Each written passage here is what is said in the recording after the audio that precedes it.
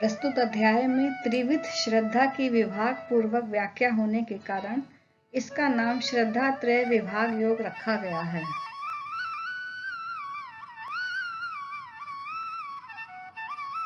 इस अध्याय में श्रद्धा, पूजा, तप, आहार, यज्ञ तथा दान के पृथक पृथक 3 भेद सात्विक, राजसिक, तामसिक बतलाए गए हैं। इनमें सात्विक प्रक्रियाओं का संपादन और राजसिक व तामसिक का परित्याग करने के लिए भी कहा गया है।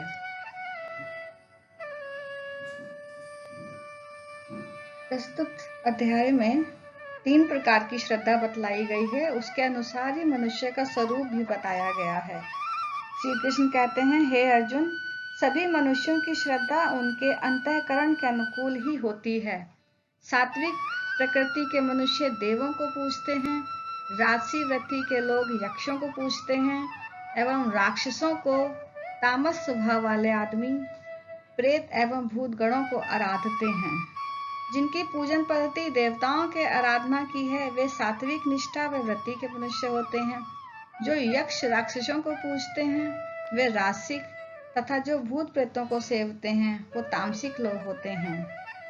शास्त्र से विपरीत मनमाना घोर तप करने वाले अज्ञानी मनुष्य नाना प्रकार के भयानक आचरणों से अपने शरीर को क्षीण एवं दुर्बल बनाते हैं। इतना ही नहीं, वे अपने भीषण कृत्यों से अंतःकरण में स्थित भगवान को भी कष्ट पहुंचाते हैं, क्योंकि सबके हृदय में आत्मरूप भगवान स्थित है। अतः स्वयं अपनी आत्मा को या किसी की भी आत्मा को दुख पहुंचाना वस्तुतः भगवान को ही दुख पहुंचाना है। हे अर्जुन, जैसे श्रद्धा के 3 भेद सात्विक, राजस और तामस होते हैं, वैसे ही भोजन भी मनुष्य मात्र को अपनी अपनी प्रकृति के अनुसार 3 प्रकार का प्रिय होता है और वैसे ही यज्ञ, तप तथा दान भी 3-3 प्रकार के होते हैं। जीवन, बुद्धि, शक्ति, निरोगता, सुख तथा प्रीति को विशेषतया बढ़ाने वाले, रसयुक्त, चिकने, स्थिर रहने वाले और स्वभाव से ही मनोहारी ऐसे भोजन पदार्थ सात्विक मनुष्यों को ज्यादा अच्छे लगते हैं। कड़वे, खट्टे, नमकीन, बहुत गर्म, तीखे, रूखे, जलन लगाने वाले, रोग उत्पन्न करने वाले भोजन पदार्थ रजोगुणी मनुष्य को बहुत अच्छे लगते हैं। जो भोजन अधपका, रस रहित, दुर्गंध युक्त, बासी और जूठा है तथा जो अपवित्र भी है, वह भोजन तामसिक मनुष्यों को प्यारा होता है। जो यज्ञ शास्त्र विधि से किया हुआ है तथा फल न चाहने वाले मनुष्यों द्वारा यज्ञ करना तो कर्तव्य ही है, मन में ऐसा धारणा बना के किया जाता है, वह यज्ञ सात्विक कहलाता है। परंतु हे अर्जुन, जो यज्ञ केवल ढोंग दिखावे के लिए अथवा स्त्री, पुत्र, स्वर्ग आदि फल को उद्देश्य बनाकर किया जाता है, उस यज्ञ को तू राजसिक यज्ञ जान। विधान से शून्य, अनुदान से रहित, मंत्र प्रयोग से विरक्त, दक्षिणा से वंचित तथा श्रद्धा के बिना किए जाने वाले यज्ञ को तामसिक यज्ञ कहते हैं। इस प्रकार तप के भी प्रभाव होते हैं। देवताओं, ब्राह्मणों, अपनों से बड़ों एवं ज्ञानी जनों का आराधन, शारीरिक शुद्धि, शारीरिक सरलता, वीर्य को अखंडित बनाए रखना तथा कष्ट न देना, यह शरीर संबंधी शारीरिक तप कहलाता है। जो उत्तेजना न पैदा करने वाला, मन को अच्छा लगने वाला परंतु हितकारी कथन है और जो वेद शास्त्रों के पठन एवं परमेश्वर के नाम का जप अभ्यास है, वह वाणी संबंधी तप कहलाता है। मन की प्रसन्नता, शांत भाव, ब्रह्म विचार करने का स्वभाव, मन को वश में करना तथा अंतःकरण की पवित्रता, इस प्रकार यह मन संबंधी तप कहा जाता है। फल न चाहने वाले योगी मनुष्यों द्वारा अपार अटूट श्रद्धा से किए हुए इस प्रकार के तप को सात्विक तत्व कहते हैं। जो तप आदर, बड़ाई व पूजन के लिए केवल ढोंग दिखावे के लिए किया जाता है, वह अनिश्चित तथा क्षणिक फल वाला तप कहलाता है। इसे राजसिक तप कहा गया है। जो तप अज्ञानतापूर्ण, हठ से, मन, वाणी, शरीर की पीड़ा के सहित अथवा दूसरे का अनिष्ट करने के लिए किया जाता है, वह तामसिक तप कहलाता है। अब दान के प्रकार सुन। दान देना तो एक कर्तव्य ही है। ऐसे भाव से जो दान देश और काल तथा पात्र के प्राप्त होने पर प्रति उपकार न करने वाले के लिए दिया जाता है, वह दान सात्विक कहलाता है।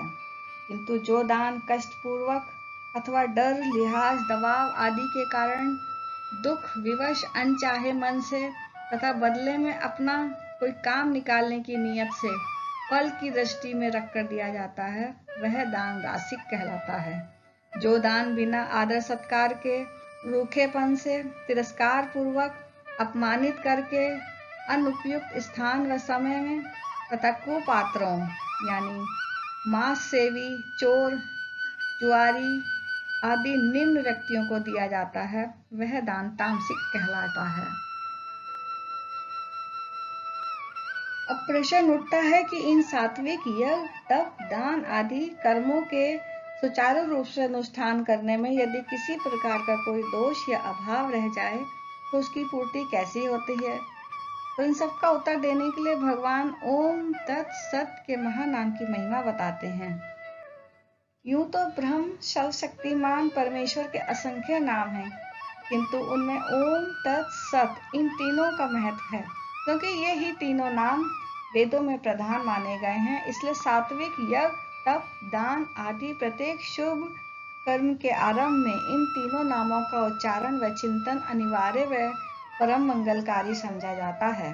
सभी मंगल कार्यों के साथ इस प्रकार का अभिन्न तथा अनन्य संबंध होने के कारण ये तीनों नाम उन कार्यों की समस्त त्रुटियों, अशुद्धियों को दूर करते हैं और उनके अनुष्ठान को सफल एवं प्रभावशाली बनाते हैं।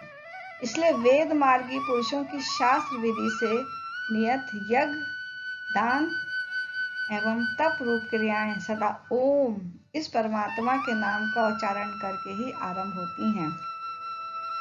मोक्ष चाहने वाले मनुष्यों द्वारा फल को लक्ष्य बनाए बिना नाना प्रकार की यज्ञ, तप रूप क्रियाएं तथा दान रूप क्रियाएं तत् से की जाती हैं।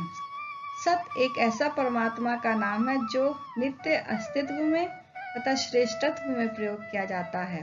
हे अर्जुन, शुभ कर्म में सत शब्द प्रयुक्त होता है। सात्विक यज्ञ, तप और दान में श्रद्धा, निष्ठा सत है।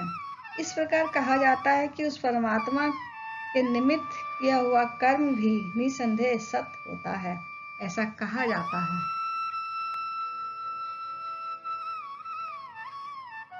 हे अर्जुन, बिना श्रद्धा के किया हुआ हवन, दिया हुआ दान, किया हुआ तप और कुछ भी किया हुआ शुभ कर्म है, वह सब असत है, ऐसा कहा जाता है। अतः वह ना तो इस लोक में ही लाभकारी है, ना ही मरने के बाद परलोक में फलदायक है।